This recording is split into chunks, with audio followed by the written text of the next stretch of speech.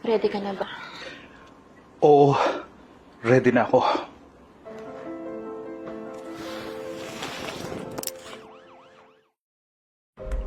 Mr. Dael,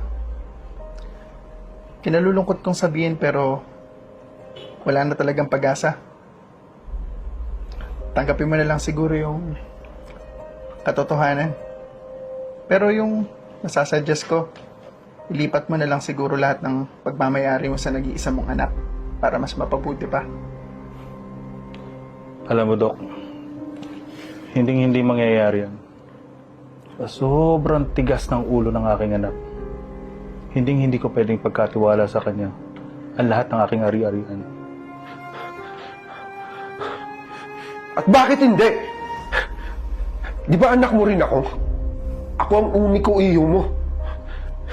At saka, narinig ko kanina, may taning na yung buhay mo. Wala kang pakialam dito. Kahit anong gawin ko sa pera ko, wala kang magagawa. Dad, hindi mo naman madadala sa hukay ang pera mo eh. Ganun talaga. Wala kang pakialam sa desisyon ko. Mas mabuti pang mabigay ko na lang ito sa mga kawang gawa kaysa waldasin mo! Sige, sunodin mo yung pera mo. Buisit. Luwas ka!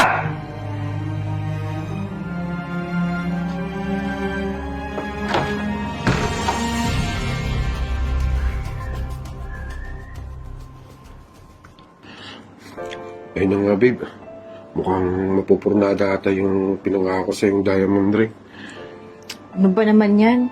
Di ba, kaya lang naman ako nag-i-stay sa'yo kasi sabi mo, bibigyan mo ako ng diamond ring. Ayun na nga, babe.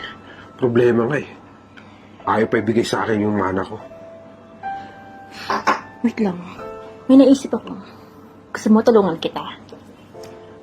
Ano yun? Eh, paano kung pakasalan ko na lang kaya yung daddy mo? Legal yun.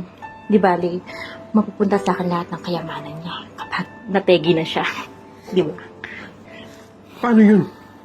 Kung papakasal mo yung daddy ko, ang tawag ko sa'yo, mami? Mommy, kapag nandyan yung daddy mo. Tapos kapag wala yung daddy mo, honey.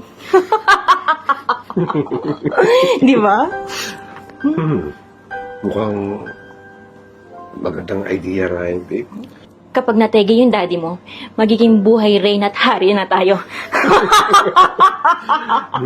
Ang ganda ng idea ko. Di ba, honey?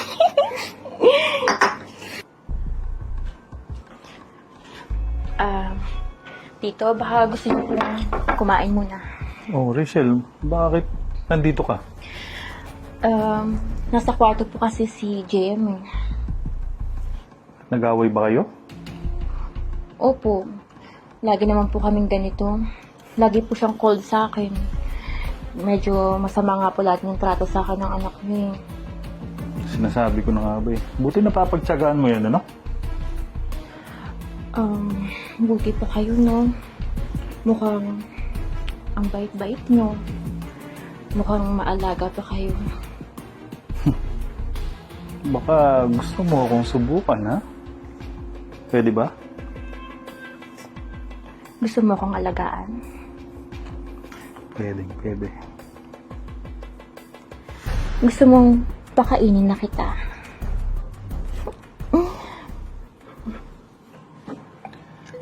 JM, kaya kita pinatawag, may gusto akong sabihin sa'yo. Ano yun, Dad? Napaka-importante nito. Papalam ko sa'yo na kakasal na kami ni Rachel. Ha? Ganun ba, Dad? Sige. Okay lang, Dad.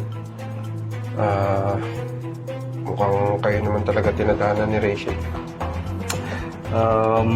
Di ka ba magagalit or ano? Hindi, Dad. Importante makita lang ito masaya.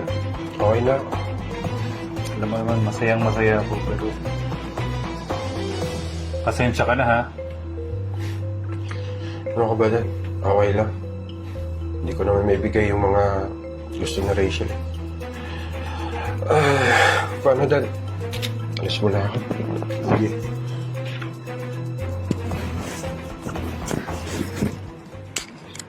Ano?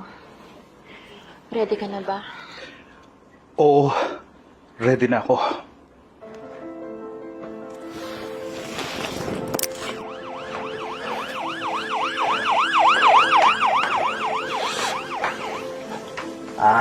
Nga pala sir, ayon sa autopsy report, sa kasamaang palad, nagtatalik yung mag-asawa. Naglaki yung maselang parte ng katawan nila. Yun yung dahilan ng ikinamatay ng babae. At sir, kung maaari, sumunod kayo sa amin sa presinto para sa questioning ng tatay nyo. Sige, sir. Sunod na lang po ako. Okay sir, tayo namin kayo doon.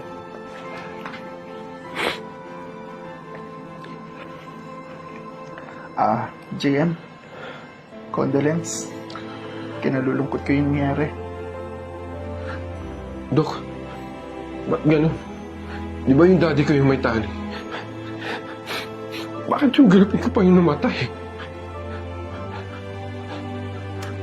JM, wala naman ako sinabing may taning ang papa mo. Hindi, Dok. Rinig na rinig ko yung usapan niyo, Dok. Di ba sabi mo pa nga, may taning na yung daddy ko? JM, kinalulungkot ko pero parang mali ka yata ng pagkakaintindi sa nangyari.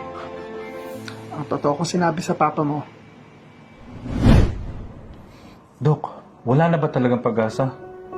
Kailangan ko na magmamana ng aking kayamanan. Mr. Dael, kinalulungkot ko sabihin sa'yo, nakailang ulit na tayo ng lab test. Ginawa na rin natin lahat. Pero napakababa talaga ng sperm count mo. I suggest, siguro, pamana mo na lang lahat ng ari-arian mo at yaman sa iyong anak.